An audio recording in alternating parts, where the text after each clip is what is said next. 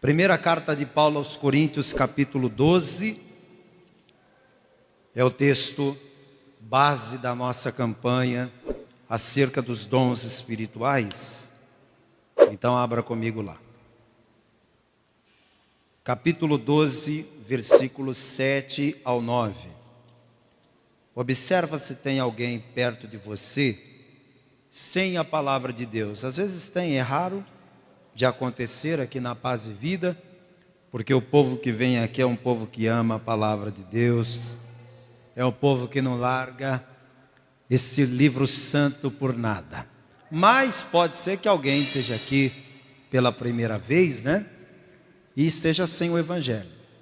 Primeira carta aos Coríntios, capítulo 12, versículo 7 diz assim: mas a manifestação do Espírito é dada a cada um para o que for útil, porque a um pelo Espírito é dada a palavra da sabedoria, e a outro pelo mesmo Espírito a palavra da ciência, e a outro pelo mesmo Espírito a fé. Olha só, e a outro pelo mesmo Espírito a fé, e a outro pelo mesmo Espírito os dons de curar, e a outro a operação de maravilhas. Eu vou ler mais uma vez. Porque a um pelo Espírito é dada a palavra da sabedoria, e a outro pelo mesmo Espírito a palavra da ciência, e a outro pelo mesmo Espírito a fé, e a outro pelo mesmo Espírito os dons de curar, e a outro a operação de maravilhas. Eu vou ler pela terceira vez apenas alguns trechos desta leitura que eu fiz, e à medida que eu for lendo, eu quero que você me acompanhe repetindo. Vamos lá? Mas a manifestação do Espírito é dada a cada um para o que for útil, porque a um, pelo Espírito, é dada a fé, e a outro a operação de maravilhas. Quem quer receber esses dois dons hoje aqui? Você pode até não saber ainda como eles funcionam, mas você já sabe que quem dá é o Espírito Santo, e é óbvio que o Espírito Santo não te daria algo que não fosse bom. Então quem quer receber? Deus vai falar conosco aqui esta noite. Desocupe as suas mãos e vamos dar uma linda salva de palmas para a palavra do Deus vivo. Vamos aplaudir muito, e enquanto você aplaude, abra sua boca e vai glorificando a Deus. Já vai dando glória, já vai dando lugar para o Espírito Santo na sua vida. Senhor nosso Deus, recebe os aplausos, recebe o louvor, recebe a adoração da tua igreja. Esse povo quer ouvir não a voz do homem, eles querem ouvir o Senhor falando. Então que eu diminua, que o Senhor cresça diante de mim, que a tua palavra, ó Pai, uma vez enviada, ela vá, Senhor, e produza resultado para o qual está sendo mandada, em nome de Jesus.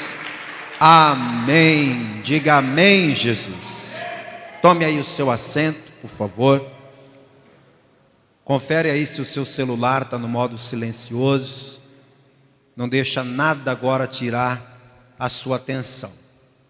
Hoje eu vou falar de dois dons espirituais. Então significa que você hoje vai receber bênção dobrada na sua vida. Se você que está vindo aqui toda quarta-feira e aprendendo sobre um dom, está recebendo muito poder de Deus, muita unção, hoje você vai receber o dobro, tá bom? Agora é um desafio, porque eu não vou pregar o dobro do tempo. Achei que vocês iam fazer um coral, né? Vamos tentar de novo. Eu não vou pregar o dobro do tempo. Nada, vocês estão dizendo, graças a Deus. Não vou pregar o dobro do tempo, porque senão a gente estoura o horário e eu não tenho esse hábito. Então o que significa que eu vou pregar metade do tempo para falar de um dom e a outra metade para falar de outro. Então você precisa de ainda mais atenção o dobro de atenção para conseguir assimilar tudo que eu vou falar aqui. Eu quero começar te ensinando a respeito do dom da fé. Falar de fé é uma coisa maravilhosa. Fé é uma das coisas que todo mundo pensa que tem. Fé é uma coisa que todo mundo acha que sabe o que é e como funciona. Mas a grande verdade é que existem coisas a respeito da fé que você talvez ainda não conheça, que você talvez ainda não saiba. Essa história de que todo mundo tem fé, quem já ouviu isso? Todo mundo tem fé, importante é ter fé. Esse tipo de frase está na boca do povo. Na verdade, isso não é uma realidade. Nem todo mundo tem fé. O que todo mundo tem é expectativa. Isso todo mundo tem. As pessoas confundem a expectativa com a fé. A expectativa é, na verdade, como se fosse uma fé natural, né? Vamos dizer assim, o ano está começando, e aí a pessoa diz o que no início do ano? Você lembra o que você falou no início desse ano? E no início dos últimos 50 anos? Esse ano, se Deus quiser, vai ser bom. Aí você fez lá algum projeto. Esse ano, se Deus quiser, eu vou emagrecer. Esse ano, se Deus quiser, eu vou reformar minha casa. Esse ano, se Deus quiser, eu caso. Esse ano, se Deus quiser, eu faço isso. Esse ano, se Deus quiser, eu faço aquilo. Mas na verdade, esse papo de se Deus quiser é só para deixar a frase mais bonitinha. Porque a pessoa que diz isso, na verdade, ela não está usando a fé espiritual. Ela está usando apenas uma expectativa natural, uma fé natural. Todo mundo tem isso. Ninguém torce para o seu próprio fracasso, você já observou? A pessoa que é solteira, tem alguém solteiro aí? Não tem? Os solteiros que estão aí. A pessoa vai começar um relacionamento novo, o que ela diz a respeito desse novo relacionamento? Ela diz assim: esse aqui eu caso, não é? Essa aqui vai ser a mãe dos meus filhos. A pessoa sempre tem uma expectativa sobre um relacionamento novo. A pessoa começa num emprego novo. Qual que é a expectativa de quem começa no emprego novo? Agora vai, hein? Estou sentindo que é nesse emprego aí que eu vou me aposentar. Nesse aqui eu acertei, vou ficar nele. A expectativa, por mais legal que seja, por mais positiva que seja, ela não tem nenhum compromisso com as coisas de Deus. Ela é humana.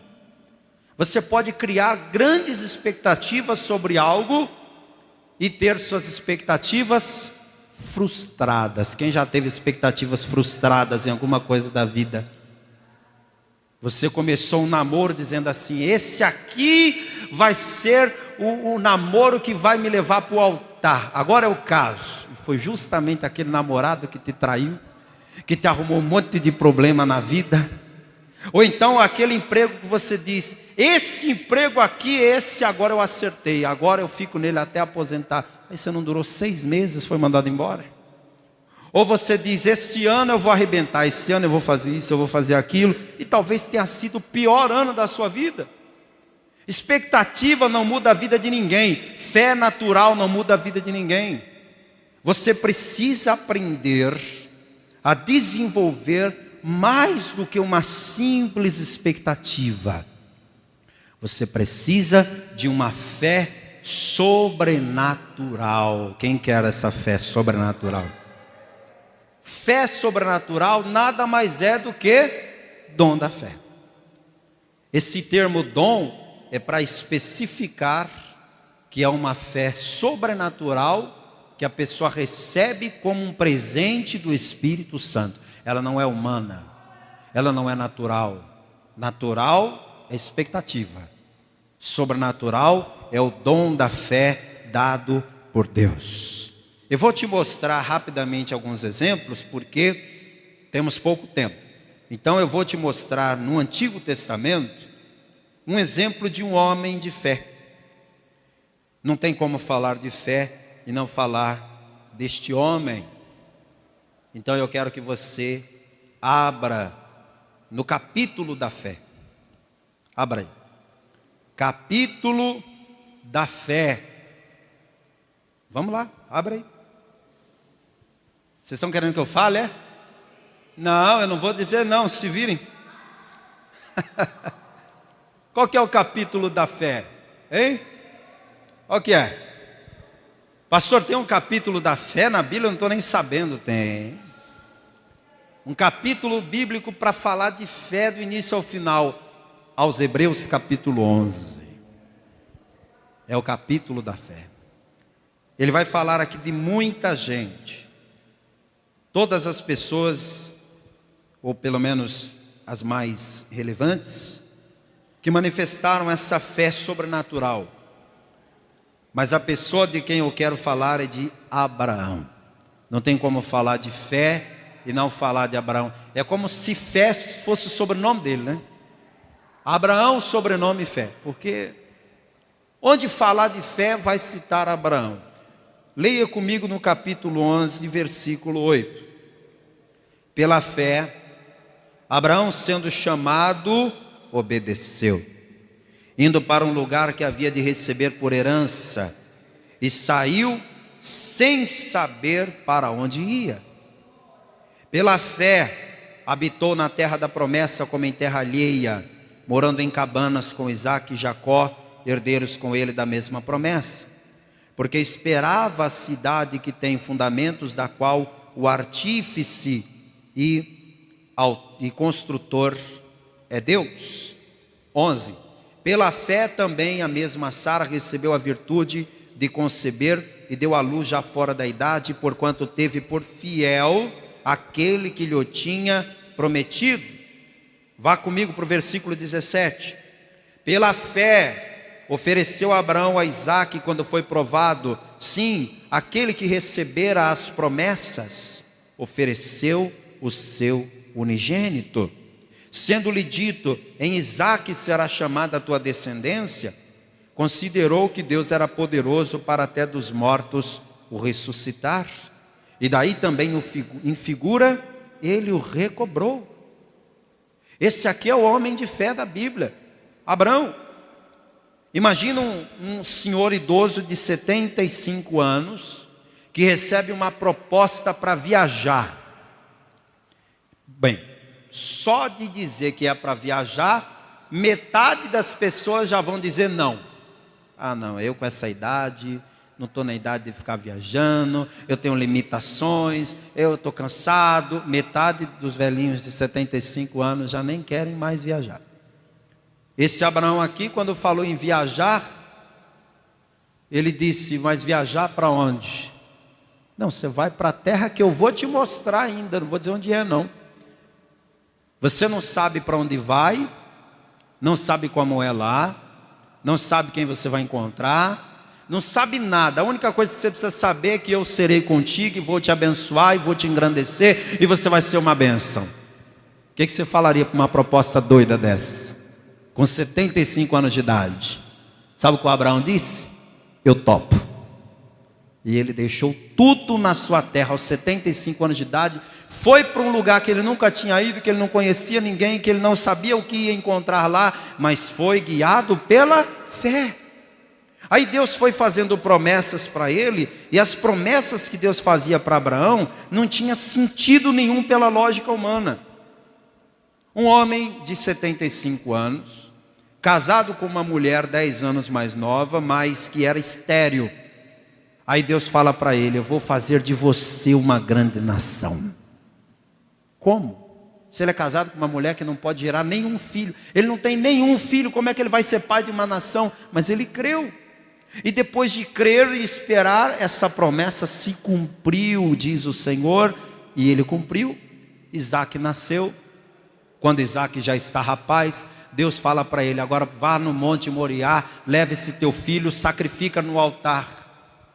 Ele crê que se ele for lá, que se ele fizer o sacrifício que Deus está mandando, Deus é poderoso, olha aqui o versículo 18, Deus é poderoso para até dos mortos o ressuscitar. Então Abraão subiu o Moriá crendo que ele iria descer o Moriá com Isaque vivo, e assim aconteceu. A fé que o Abraão tinha não era natural, gente.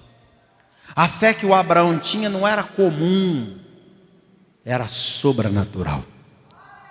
Essa é a fé que Deus quer que você tenha. Deus não quer mais que você fique olhando para o futuro e dizendo: com fé em Deus as coisas vão melhorar, com fé em Deus eu vou conseguir chegar lá, eu estou acreditando que esse ano as coisas vão dar certo, estou acreditando que eu vou conseguir isso ou aquilo. Isso aí que você está dizendo, e que você vem dizendo a vida toda e nunca aconteceu nada na tua vida por você pensar assim, é apenas expectativa. Troque essa expectativa humana, natural, por uma fé sobrenatural que Deus quer te dar hoje. Quer saber outra pessoa que tinha uma fé sobrenatural, o dom da fé? Jesus.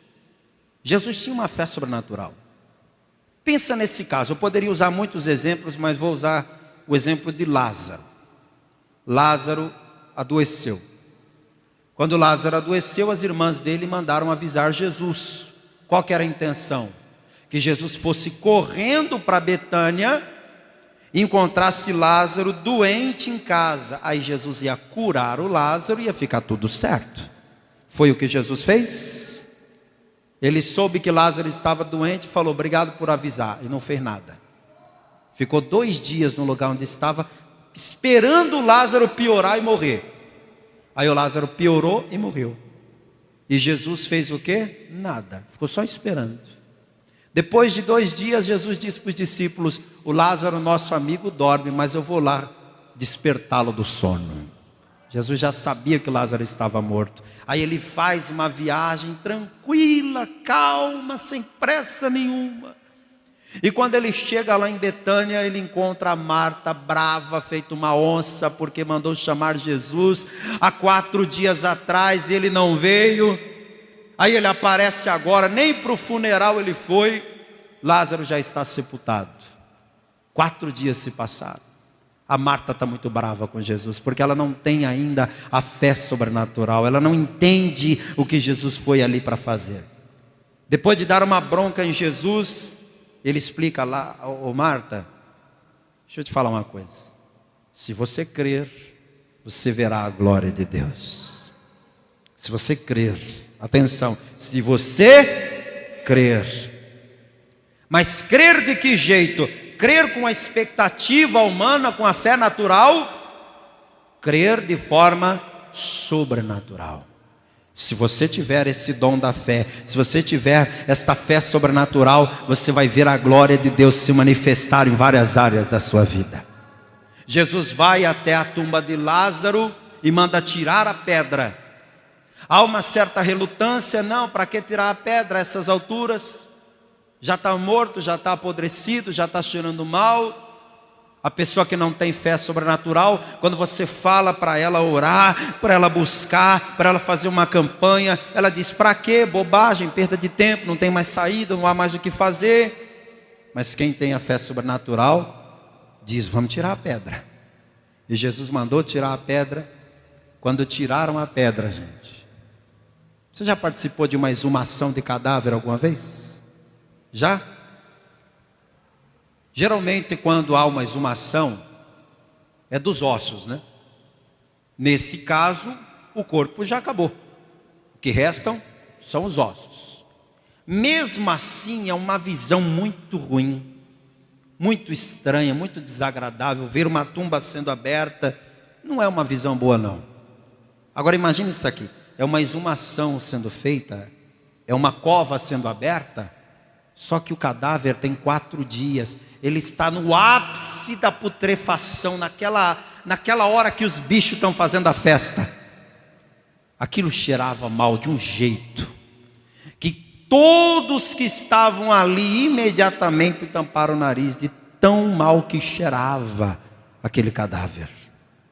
A fé que Jesus tinha era tão poderosa que nem o cheiro do cadáver espantou a fé que Jesus estava. Mesmo com todo mundo sentindo o cheiro do cadáver, aquele cheiro de carne podre, mesmo assim Jesus olha para dentro daquela tumba e diz: Lázaro, vem para fora.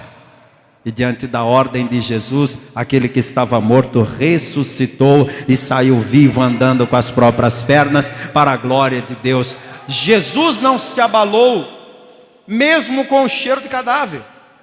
Jesus não perdeu a fé, mesmo diante da tumba. Você vai receber essa fé sobrenatural, sabe para quê? Para não se abalar mesmo nos piores momentos da sua vida, mesmo quando as circunstâncias forem ruins, mesmo quando você olhar e ver uma tumba diante de você, mesmo quando você olhar e perceber que não há mais saída aos olhos humanos, você vai continuar crendo, e é essa fé que você vai ter que vai te levar a viver o milagre que Deus tem para a tua vida. Aleluia! Essa fé sobrenatural que Jesus tinha, você também precisa ter. Abra comigo em Marcos 11. Ele nos ensinou a ter essa fé sobrenatural, esse dom da fé. Marcos 11, verso 22. E Jesus respondendo, disse-lhes: tende fé em Deus. Tende fé em quem, minha gente? Não ouvi, em quem? Em Deus. Existe uma frase muito popular, muita gente diz isso: o importante é ter fé. Já ouviu alguém dizer isso? O importante é ter fé. Não importa a religião, o importante é ter fé. Eu não vou cometer a injustiça de dizer que só o evangélico tem fé. Eu não vou cometer esse erro. Eu vou reconhecer aqui que o católico tem muita fé. O católico tem muita fé. Alguém conhece algum católico de muita fé aqui? Quem conhece? Olha, o católico, ele tem muita fé. Não é todos não, mas tem aqueles católicos que tem tanta fé que você vê ele rezando. Ele segura aquele rosário com tanta força que parece que vai estourar aquelas bolinhas lá, é ou não é? Ele reza com tanta devoção que você fica olhando assim, você fala: estou vendo a hora daquele santo pular dali de cima e vir aqui dar um abraço nessa senhorinha para consolar ela, que ela está chorando tanto. Às vezes você vê aquele católico tão fervoroso, caminhando quilômetros e quilômetros até uma cidade sagrada. Tem gente que faz isso ou não tem? Tem como negar que o nome disso é fé? É uma fé que move essas pessoas. Elas não acreditam? Então é fé. Você vê o espírita, existem lugares do Brasil onde o espiritismo umbandista, o candomblé, é muito forte. Pode não ser o caso aqui desse estado, mas tem estados do Brasil onde tem mais terreiro do que igreja. E aí você vai olhar a fé que essas pessoas têm, ela vai lá, ela faz o despacho, ela acende a vela, ela coloca lá a oferenda, ela acredita que aquele negócio vai dar certo, aquilo ali é fé. A pessoa acredita, então ela faz o que ela foi ensinada. O muçulmano, ele tem aquela fé, é uma fé meio doida, Tem os extremistas? Tem, mas é uma minoria. É uma minoria, não pode se pensar que todo muçulmano é homem-bomba não, viu? É uma pequena porcentagem dos muçulmanos que são extremistas. Tem muitos que são apenas pessoas comuns, mas que têm uma fé tão grande, que onde ele estiver, em qualquer lugar do mundo, quando der a hora da oração dele, ele bota um tapetinho no chão, se orienta lá para que lado fica a Meca, é para cá, então dobra o joelho ali. Pode ser no meio do saguão do aeroporto. Ele vai fazer a oração dele. O nome disso é fé. É só o evangélico que tem fé? Não, todas as religiões têm algum tipo de fé. Só que Jesus está explicando qual é a fé que agrada a Deus. Qual que é a fé que funciona. A pessoa pode ter fé em quem ela quiser. Pode ter fé num pedaço de pau, de gesso, de pedra, de barro. Pode ter fé na pessoa viva, morta, do passado, do presente. Ela pode acreditar numa vaca. Ela pode acreditar num cachorro. Ela pode acreditar numa pessoa que é metade homem, metade peixe, metade homem, metade cavalo. Ela pode acreditar numa planta. Ela pode acreditar na natureza. Ela pode acreditar no que quiser. Ela pode colocar a fé no que quiser. Mas a fé que salva, a fé que abençoa, a fé que agrada a Deus, é a fé que Jesus está ensinando aqui. Qual que é essa fé? Versículo 22. Tende fé em Deus. Então eu não estou aqui para dizer que outras religiões não têm fé. O que eu estou querendo dizer é que a fé que funciona é a fé em Deus. Só quem tem essa fé aplauda o Senhor. Essa é a fé que funciona. Versículo 23. Porque em verdade vos digo que qualquer que disser a este monte, ergue-te, lança-te no mar, e não duvidar em seu coração, mas crer que se fará aquilo que diz, tudo o que disser lhe será feito. Então Jesus está ensinando aqui como é que a gente usa o dom da fé. Porque o problema de muitas pessoas é que elas têm fé e não sabem como usar. Tem gente que dentro dela tem uma fé poderosa, mas ela fica pensando, agora eu faço o quê? Eu já tenho a fé, e agora como é que eu uso essa fé para melhorar de vida? Como é que eu uso essa fé para conseguir as coisas? Como é que eu uso essa fé para alcançar as bênçãos? Jesus está ensinando. Você tem fé? Tem. Em Deus? Ótimo. O que tem que fazer agora? Verbalize. Avisa alguém do lado aí, verbalize. Fale. Verbalizar é o quê? É falar, minha gente. Não é pensamento positivo, não. É falar. Se alguém olhar para esse monte, aí Jesus apontou para uma montanha que tinha lá perto. Está vendo essa montanha aqui? Se alguém abrir a boca e disser com fé para essa montanha sair daqui e ir para lá, ela vai. É claro que Jesus está dando um exemplo, é uma hipérbole, é um exagero proposital da linguagem. O que ele está querendo ensinar aqui? Você tem um baita de um problema. Você tem uma situação complicada. Você não consegue resolver com as suas forças. Mas você tem uma fé sobrenatural que o Espírito Santo lhe deu. O que você faz?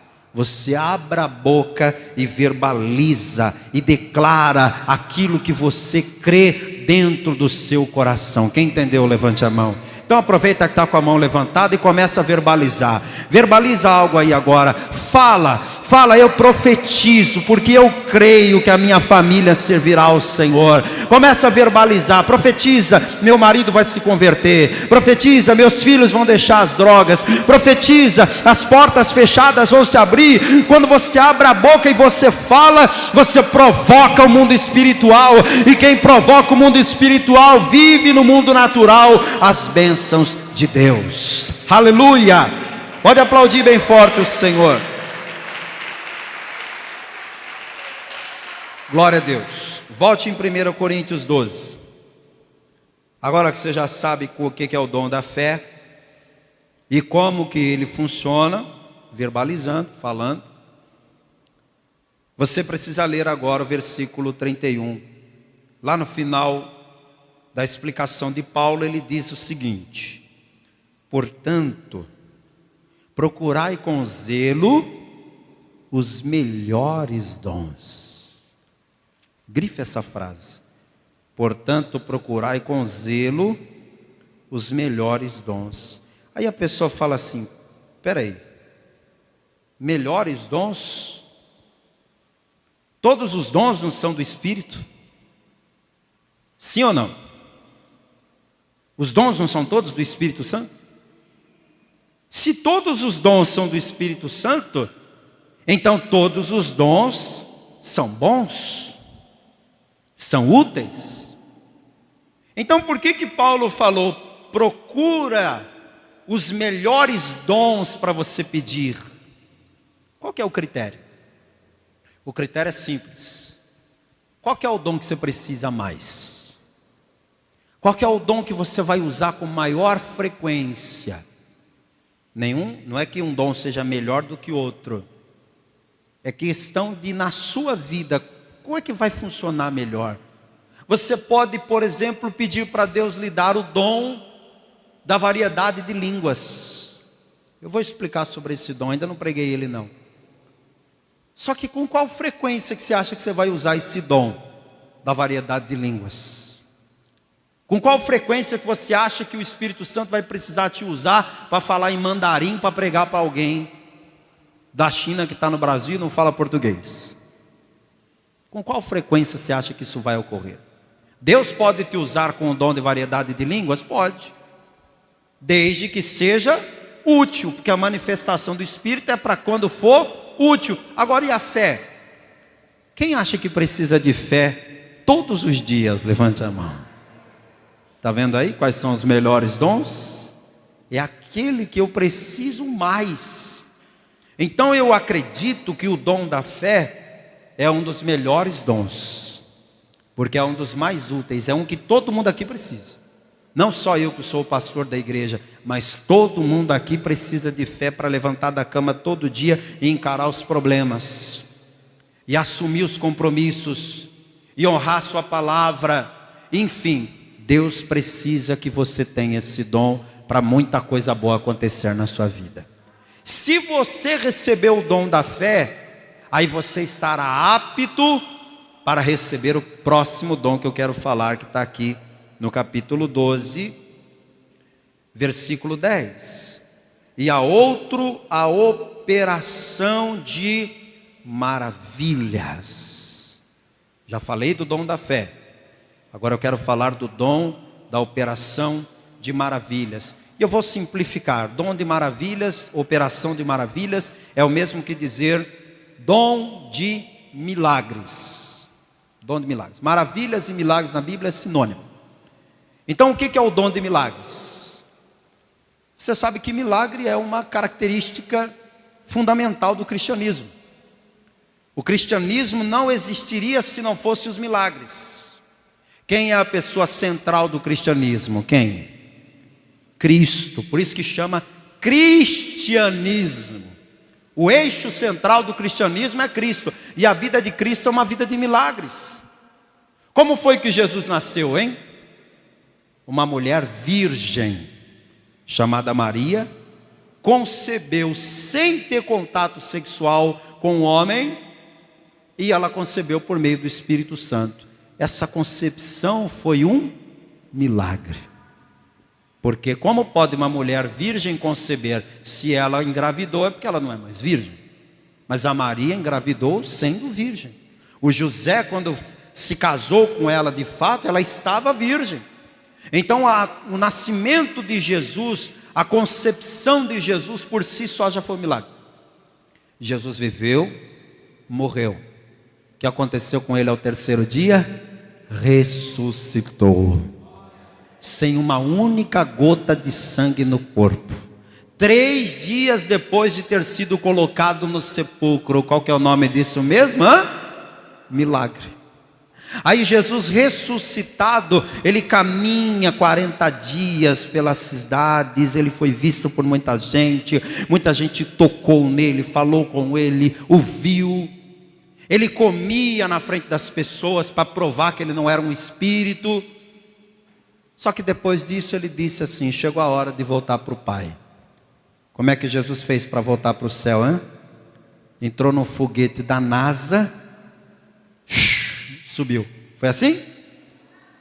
Diante dos olhos de todos, ele subiu para o céu. Como um pássaro, só que sem asas.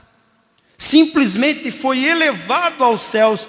Gente, pessoas humanas não voam. Como é que Jesus subiu para o céu? Ele foi elevado às alturas. Isso foi um milagre. As pessoas que estavam lá viram, foram testemunhas. Tanto é que a palavra diz que apareceram 2 varões de branco e disseram para o povo: esse mesmo Jesus que vocês estão vendo subir, vocês vão ver descer novamente. Então o cristianismo é uma religião de milagres. Não tem como separar o cristianismo dos milagres. A pessoa que é cristã, ela automaticamente diz que crê em milagres. Quem acredita em milagres aqui? O problema é que tem pessoas que foram ensinadas que os milagres existiram, não existem mais. Existem igrejas que ensinam isso. E há muitos cristãos que aprenderam assim, e eu não culpo quem aprendeu errado, eu culpo quem ensinou errado. Quem ensinou errado é que vai pagar por isso. Mas eu estou aqui para te ensinar o correto, à luz da palavra. Então vamos em João capítulo 14, verso 12. E vou te provar que a era dos milagres não acabou. Jesus, na sua última semana de vida, reuniu os discípulos. E olha o que ele fala para os discípulos. Na verdade vos digo, que aquele que crê em mim também fará as obras que eu faço, e as fará maiores do que estas, porque eu vou para meu Pai. A era dos milagres não acabou. Jesus foi claro: eu estou indo, mas vocês vão ficar. E se vocês crerem em mim, se vocês receberem esse dom da fé, se vocês tiverem a fé sobrenatural, da mesma forma que eu fiz milagres, vocês também poderão fazer em meu nome.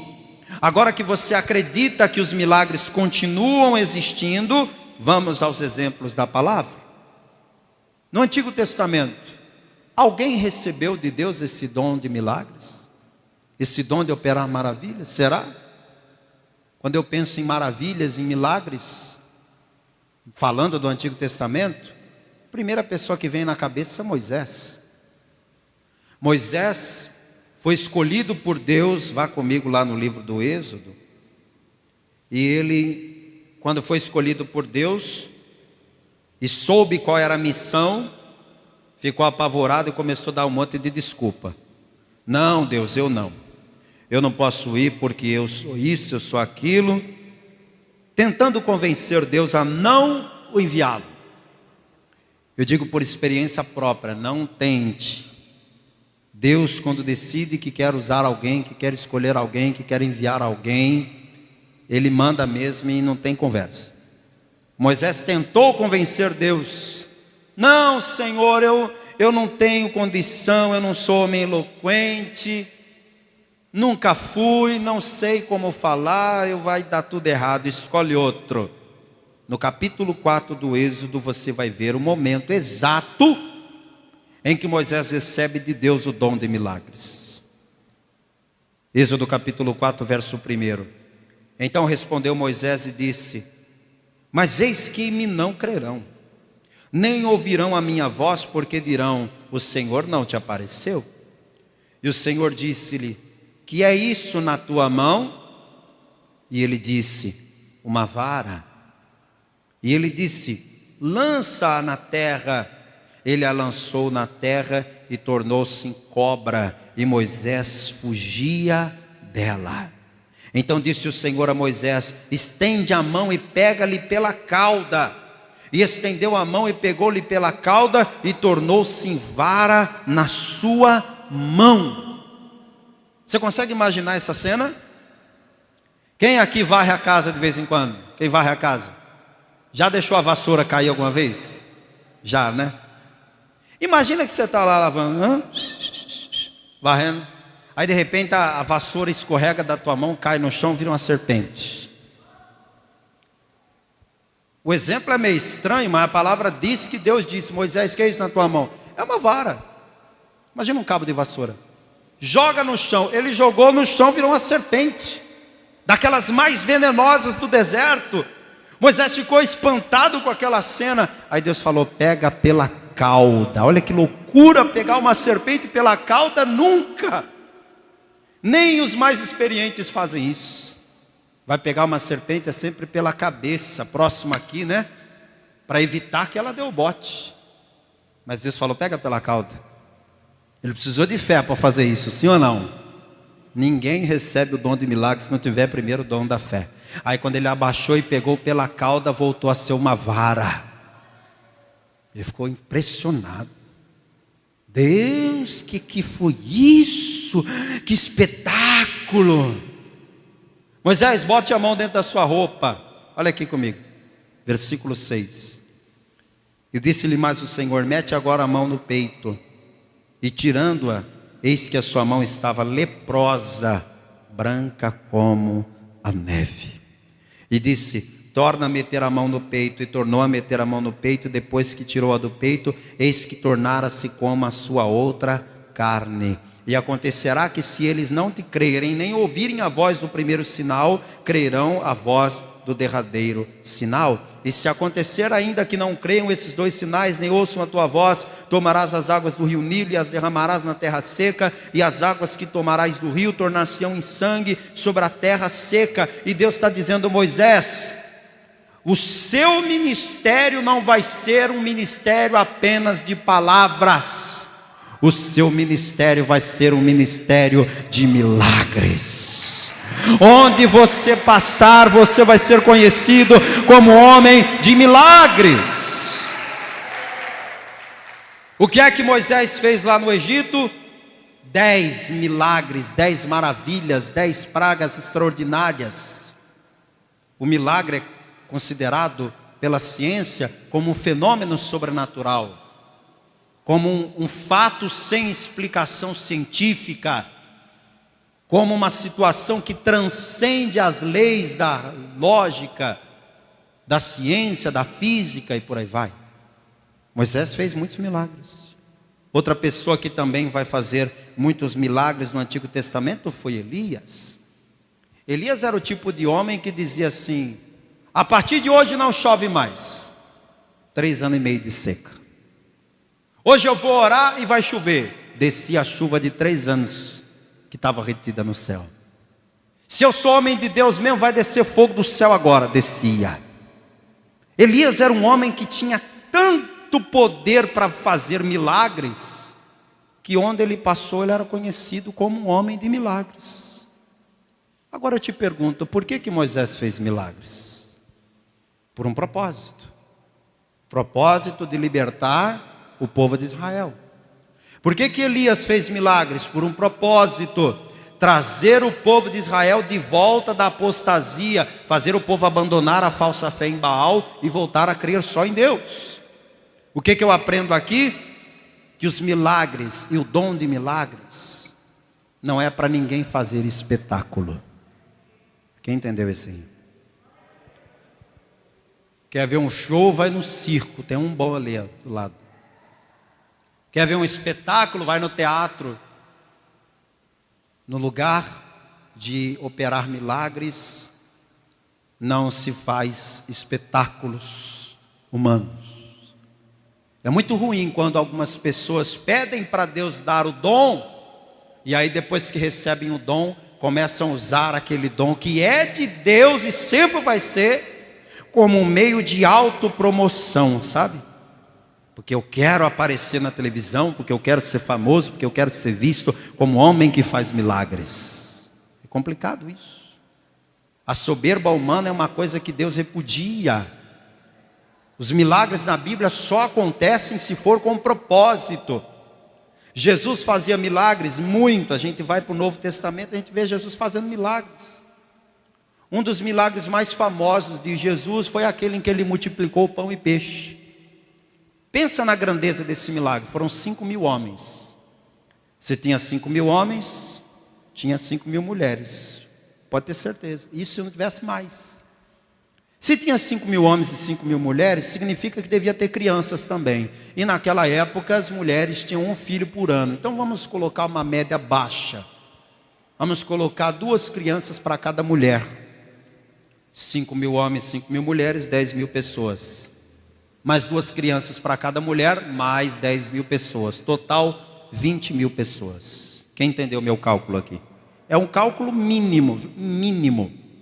Jesus alimentou no mínimo 20.000 pessoas naquele dia. Mas por quê? Por quê? Porque ele queria aparecer. Porque ele queria entrar para a história. Porque ele olhou a multidão e teve compaixão da multidão que estava caminhando com ele há 3 dias sem comer. Então Jesus fez aquele milagre, não foi pensando na sua promoção, no seu status, no seu marketing pessoal. Ele fez aquele milagre para socorrer a necessidade do povo. Deus vai lhe dar o dom de operar milagres, diga amém. Mas não vai ser para você aparecer nas redes sociais. Não vai ser para você ficar famoso. Não vai ser para você ser aplaudido. Vai ser para você servir no reino de Deus. Vai ser para você ajudar o próximo. Vai ser para que o nome do Senhor seja glorificado na tua vida. Depois que Jesus operou muitos milagres, ele voltou para o céu. Aí acabou os milagres, gente? Acabaram ou não? Os apóstolos agora vão ser usados para fazer milagres extraordinários. Vamos comigo em Atos capítulo 5. Eu disse para você que a era dos milagres não acabou com Jesus. Depois que Jesus voltou para o céu, os milagres continuaram. Atos capítulo 5, verso 15. Vamos ler o 14 também. E a multidão dos que criam no Senhor, tanto homens como mulheres, crescia cada vez mais. De sorte que transportavam os enfermos para as ruas e os punham em leitos e em camilhas, para que ao menos a sombra de Pedro, quando este passasse, cobrisse alguns deles.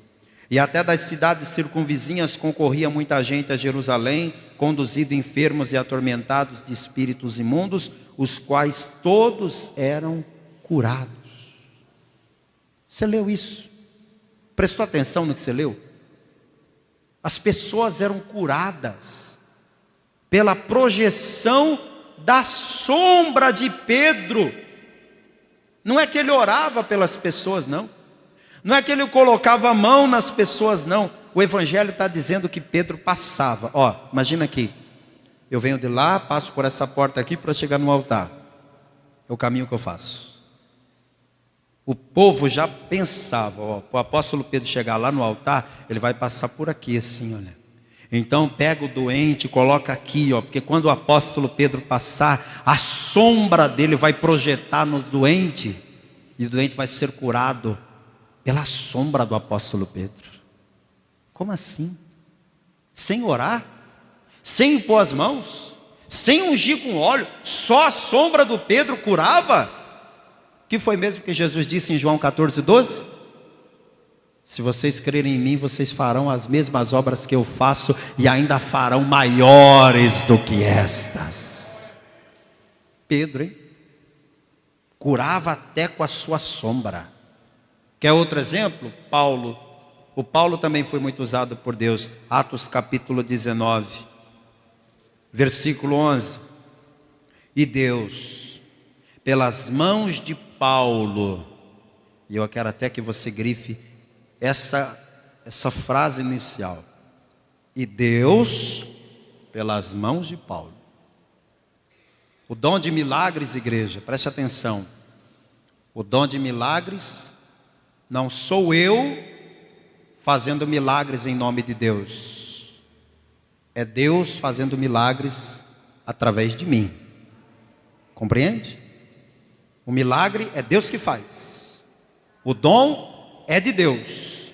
Eu sou só uma ferramenta. Eu sou só um instrumento. Quem fazia milagres aqui no verso 11? Paulo? Deus, pelas mãos de Paulo. E Deus, pelas mãos de Paulo, fazia maravilhas extraordinárias. De sorte que até os lenços e aventais se levavam do seu corpo aos enfermos, e as enfermidades fugiam deles, e os espíritos malignos saíam. Isso é o dom de milagres na vida de Paulo. Era tanta gente para ele atender que ele dizia: eu não tenho condição de ir lá, gente, eu sou um só. Só que a fé que aquele povo tinha dizia: se a gente levar pelo menos um lenço de Paulo, se a gente conseguisse pelo menos um objeto de uso pessoal do Paulo e levar para aqueles doentes, eles serão curados. Era a fé do povo, não é o Paulo que saía distribuindo, fazendo a campanha do lenço, não. Era a fé do povo. E as pessoas que faziam isso eram curadas, e Deus, pelas mãos de Paulo, fazia maravilhas extraordinárias. Então eu quero terminar a mensagem aqui dizendo para você que Deus usou as mãos de Paulo, e agora Deus quer usar as tuas mãos. Toda a igreja fique de pé, por favor. Eu quero que você estenda as duas mãos agora. Estenda as duas mãos, mostrando para Deus que você está disposto, que você está disponível. Aí eu vou pedir para pôr na tela para você esse versículo novamente. Alguém aqui chama Paulo? Quem chama Paulo aqui? Levante a mão. Alguém aqui se chama Paulo? Não tem nenhum Paulo aqui, né? Então, já que você não se chama Paulo, onde está escrito Paulo, ao invés de falar Paulo, você fala seu nome. Combinado? Eu vou ler assim, olha. E Deus, pelas mãos do Ademir, faz maravilhas extraordinárias. Você vai ler colocando o seu nome, tá?